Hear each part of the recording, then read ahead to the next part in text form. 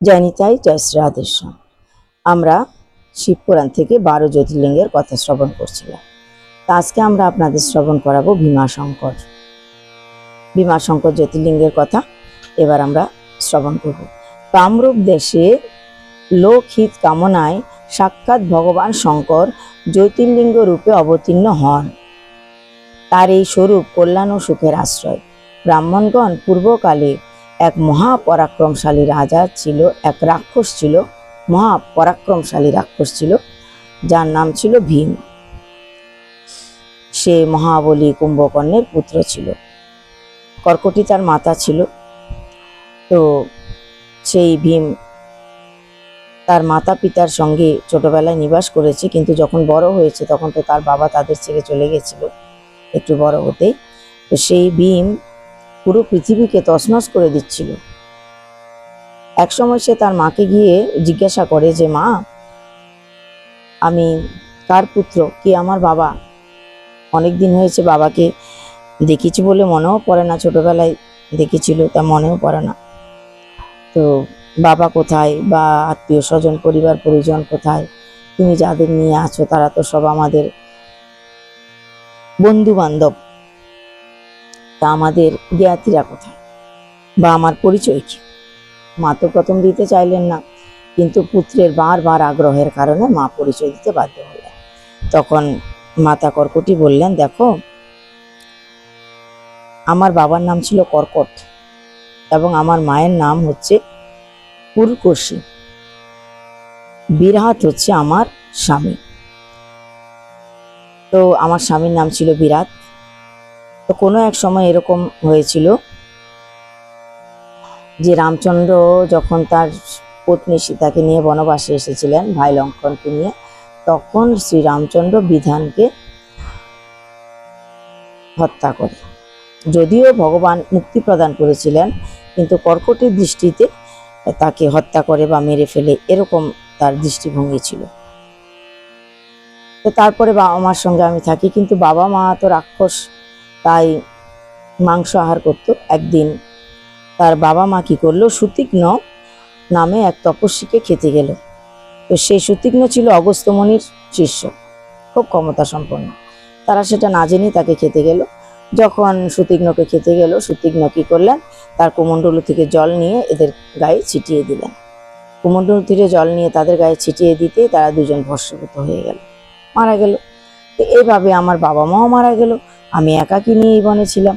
কোনো এক সময় রাবণের ছোট ভাই কুম্ভকর্ণ এখানে এসেছেন, এই বনে এসেছিলেন। তার সঙ্গে পরিচয় হয়, তিনি বিবাহ করেন। আমাকে কিছুদিন থাকার পর সে আমাকে ছেড়ে চলে যায়। তারপর তো তুমি জানো, নিজে আমার সঙ্গে থেকে তুমি বড় হয়েছো, কিন্তু কুম্ভকর্ণরও মৃত্যু হয়েছে। তোমার পিতা কুম্ভকর্ণের মৃত্যু হয়েছে। রাবণের যুদ্ধের সময় শ্রীরামচন্দ্র তোমার পিতা কুম্ভকর্ণকে বধ করেন। তো কর্কটি যখন একথা বলে দিল তার পুত্রকে, রাবণের যুদ্ধে তার পিতা কুম্ভকর্ণের মৃত্যু হলো, তখন ভীম চিন্তা করলো, তাহলে বিষ্ণুই আমার প্রধান শত্রু। কারণ সে বিরাটকে বধ করেছে, আমার দাদু দিদিমাকে বধ করেছে, আমার বাবাকে বধ করেছে, তার জন্য আমার জীবনে যত কষ্ট। তাহলে আমি বিষ্ণুকে কষ্ট দেওয়ার জন্য বিষ্ণুর ভক্তদের কষ্ট দেব। তো মা তখন তাকে বললেন, কর্কটি বললেন, তুমি তাহলে শক্তি অর্জন করো। কি করে শক্তি অর্জন করবে? শক্তি অর্জন করলে আরাধনা করতে হবে, তপস্যা করতে হবে। তাই তুমি ব্রহ্মা তপস্যা করো। দীর্ঘ সময় ধরে ভীম ব্রহ্মা তপস্যা করলেন। তপস্যা সন্তুষ্ট হয়ে যখন ব্রহ্মদেব তাকে দর্শন দিতে আসলেন এবং তাকে বর চাইতে বললেন, ব্রহ্মদেব যখন বললেন, পুত্র, তোমার আরাধনা আমি সন্তুষ্ট হয়েছি, তুমি আমার কাছে বর প্রার্থনা করো। তখন কি বর চাইলেন? ভীম তখন বললেন, প্রভু, আপনি যখন আমার উপরে সন্তুষ্ট হয়েছেন, তখন আমাকে এই বর দিন যেন তার কোনো তুলনা না হয়। তথাস্তু বলে ব্রহ্মদেব তাকে বর দিয়ে সেখান থেকে প্রস্থান করলেন। ব্রহ্মদেব প্রস্থান করার পর ভীম তার মায়ের কাছে আসলো, আশীর্বাদ নিল। মা, আমার অনেক বল এবং সৌভাগ্যের উদয় হয়েছে, ব্রহ্মদেব আমাকে বর দিয়েছেন, এবার আমি একের পর এক বিশ্ব জয় করার পালা। প্রথম ইন্দ্র দেবতার রাজ্য আক্রমণ করলো, ইন্দ্র দেবতাকে পরাজিত করলেন, স্বর্গের রাজা হয়ে বসলেন। ইন্দ্রদেব এবং অন্যান্য দেবতারা বিষ্ণুর আরাধনা করলেন, বিষ্ণুর কাছে গিয়ে গেলেন। ভগবান বিষ্ণু তখন যুদ্ধ করার জন্য আসলেন, কিন্তু ভীম তাকেও যুদ্ধে হারিয়ে দিল। অর্থাৎ শ্রীহরির সঙ্গে যুদ্ধ হয়ে যাওয়ার পর, শ্রীহরির সঙ্গে যুদ্ধ করার পর শ্রীহরি তার কাছে পরাজিত হলেন। ব্রহ্মার বর ছিল, শ্রীহরি চলে গেলেন। এরপর পৃথিবী আক্রমণ করতে শুরু করলো। প্রথমে তিনি কোথায় আক্রমণ করলেন? কামরূপ দেশের রাজা সুদক্ষিণকে জয় করতে গেল। ঘোরতর যুদ্ধ হলো, ভয়ঙ্কর যুদ্ধ। সেই যুদ্ধে ভীম জয়ী হলেন এবং কামরূপ দেশের রাজা সুদক্ষিণকে বন্দী করে নিয়ে আসলো, তার স্ত্রীকে শুদ্ধ বন্দী করে নিয়ে আসে। তার রাজত্বের সমস্ত কিছু হরণ করে নেওয়া হলো। সুদক্ষিণকে তো বন্দী করে নিয়ে গেছে, কিন্তু বন্দী অবস্থায় সুদক্ষিণ ভগবান শিবের আরাধনা চালু রাখলো, অর্থাৎ আরাধনা তিনি করেই যাচ্ছেন, ভগবানের আরাধনা। সুদক্ষিণ বন্দী অবস্থায় বন্দী থাকলেও রাজা সেখানে ভগবানের প্রীতির জন্য শিবের উত্তম পার্থিব মূর্তি তৈরি করতে লাগলেন এবং তৈরি করে পূজা আরম্ভ করলেন। মানসিকভাবে তিনি গঙ্গা স্তুতি করতে লাগলেন, মানসিকভাবে তিনি গঙ্গা স্নান করে ভগবানের পূজা শুরু করলেন। তার স্ত্রী দক্ষিণাও তার সঙ্গে সমান নিয়মে ভজন সাধন করছিলেন। এভাবে দীর্ঘ সময় তারা অতিবাহিত করছেন। আর এদিকে ভীম তার অত্যাচার চালিয়ে যাচ্ছে, দ্বিগুণ ত্রিগুণ হয়ে যাচ্ছে তার অত্যাচার। তার অত্যাচারে অতিষ্ঠ হয়ে গেল সবাই। বেদ, পুরাণ, শাস্ত্র, স্মৃতি সব ধর্মের লোপ পেতে লাগলো। শক্তিশালী হওয়ার কারণে কোনো কিছুই তার আটকালো না, সবকিছু যেন তার উপভোগের বস্তু হয়ে দাঁড়ালো। তখন দেবতারা সবাই মিলে ভগবান শিবের আরাধনা করতে লাগলেন।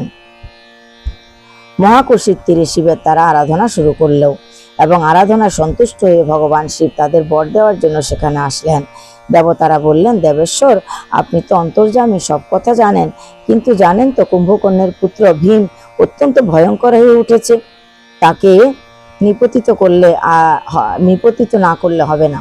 অবশ্যই আপনি তাকে বধ করুন, উদ্ধার করুন, আমাদের কৃপা করুন, করুণা করুন, আর বিলম্ব করবেন না ভগবান।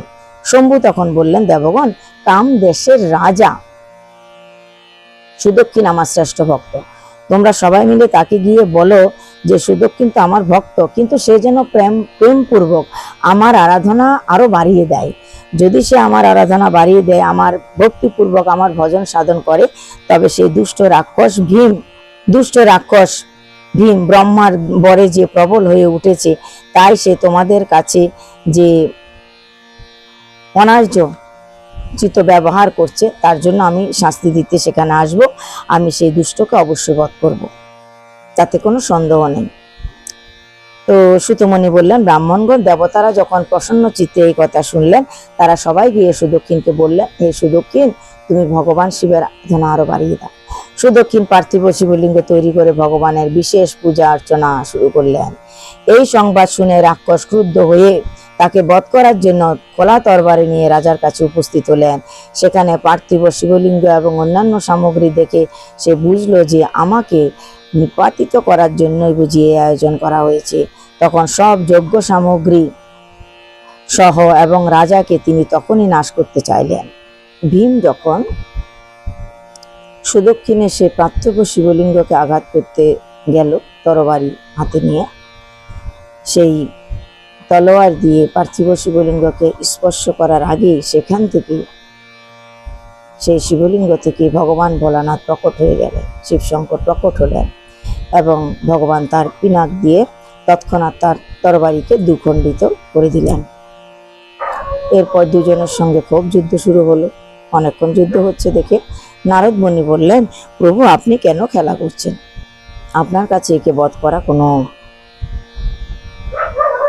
বিশেষ কিছু নয়, আপনি অতি সহজেই তাকে বধ করতে পারেন। অতএব খেলা না করে আমাদের সবাইকে শান্তি ও সুখ প্রদান করুন। ভগবান তখন হুঙ্কার দিয়ে, শুধুমাত্র হুঙ্কার দিয়ে সে ভীমকে ভস্মীভূত করে দিলেন। সমস্ত দেবতার সামনে ভস্মীভূত হয়ে গেল ভীম। সমস্ত দেবতারা আনন্দিত হয়ে গেলেন, তারা নিজের নিজের স্থান ফিরে পেল। সেই সময় সমস্ত মুনি ঋষিরা সবাই মিলে ভোলানাথকে স্তব করতে লাগলেন, ভোলানাথকে সুখী করলেন। আপনি লোকের সুখ প্রদানের জন্য এখানে সর্বদা বাস করুন, এই প্রার্থনা করতে লাগলেন তারা। এই স্থানকে নিন্দিত বলে মনে করা হয়, সবাই এই স্থানকে অপবিত্র বলে। এখানে আগত প্রায় লোকেরই দুঃখ প্রাপ্ত হয়, কিন্তু প্রভু, আপনার দর্শন হলে তো সেখানে সুখদায়ক হবে, সবার কল্যাণ হবে, সবাই ভালো থাকবে। তাই আপনি এখানে বসবাস করুন হে প্রভু। আপনি এখানে ভীমাশঙ্কর নামে অবস্থিত হন, কেননা আপনি এখানে ভীমকে নাশ করেছেন। তাই ভীমাশঙ্কর নাম ধারণ করে আপনি এখানে অবস্থান করুন, সবার মনোরথ পূরণ করুন, সবার মনের কামনা এবং সব দুঃখ দূর করুন এবং মনের কামনা পূর্ণ করুন। আপনি জ্যোতির্লিঙ্গ রূপে সর্বদা এখানে বাস করুন, এখানে সবাই আপনার পূজা করুক। এই প্রার্থনা করলে পরম করুণাময় ভগবান শিব তা স্বীকার করে নিলেন এবং তিনি সেখানে পার্থিব জ্যোতির্লিঙ্গ রূপে অবস্থান করতে লাগলেন। সেই থেকে সেই প্রদেশে, কামরূপ প্রদেশে ভীমাশঙ্কর নামে ভগবান শিব শম্ভুর এক জ্যোতির্লিঙ্গ অবস্থিত হয়ে গেল। সেইখানে এখনো হাজার হাজার লোক প্রত্যেক দিনে ভীমাশঙ্করের পূজা করে, প্রার্থনা করে এবং মনের অভীষ্ট ফল তিনি তাদের প্রদান করেন, সমস্ত দুঃখ এবং তাপ হরণ করেন, পাপ বিনাশ করেন। তো এই হচ্ছে ভীমাশঙ্করের কাহিনী, যেটা আমরা আজকে শ্রবণ করলাম। আগামীকাল আমরা অন্য কোনো ভগবানের জ্যোতির্লিঙ্গের কথা আপনাদের শ্রবণ করাবো। আজকে এই পর্যন্তই। ভালো থাকুন, সুস্থ থাকুন, আনন্দে থাকুন। জয় নিতাই, জয় শ্রী রাধেশ্যাম।